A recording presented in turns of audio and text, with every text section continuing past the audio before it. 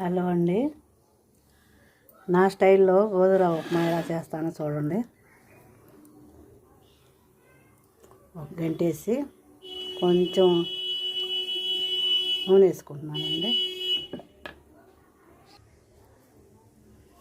నూనె బాగా కాగనిచ్చి మనం తరిగి పెట్టుకున్న ఉల్లిపాయలు, పచ్చిమిరకాయలు, కొత్తిమీర, గ్లాసు గోధుమ రవ్వ, ఎర్రదైతే ఇంకా మంచిదండి షుగర్ పేషెంట్లకి, నువ్వులు, పల్లీలు,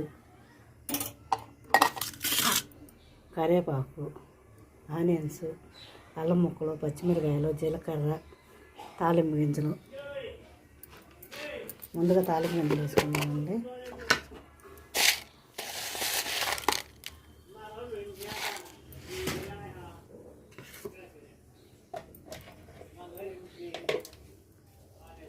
తాలింపు గింజలండి, మినపప్పు, ఆవాలు, పచ్చెనపప్పు.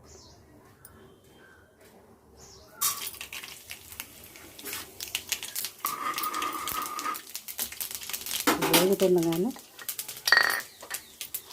పల్లీలు వేసుకున్నామండి.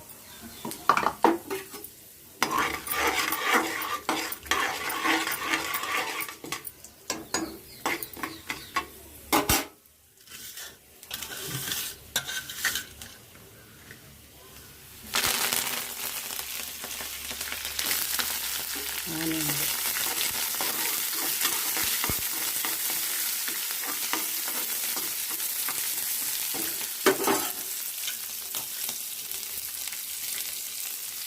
పచ్చిమిరకాయలు, అల్లం ముక్కలు అన్నీ వేసుకున్నాక లాస్ట్లో జీలకర్ర, నువ్వులు వేయాలండి. ఎందుకంటే మాడిపోతాయండి.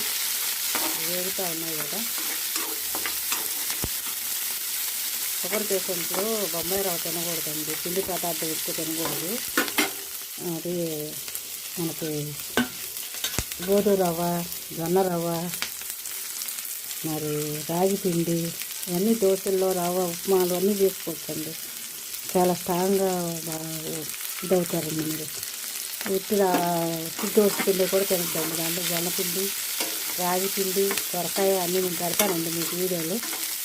చాలా చాలా టేస్టీగా ఉంటుంది, మనకి హెల్త్ బాగుంటుంది. దానికి బియ్యం తక్కువ పడుతుంది, ఇవన్నీ ఇంగ్రీడియంట్స్ మొత్తం ఎక్కువ పడతాయి అన్నమాట. ఇప్పుడు నువ్వులు వేసుకున్నామండి.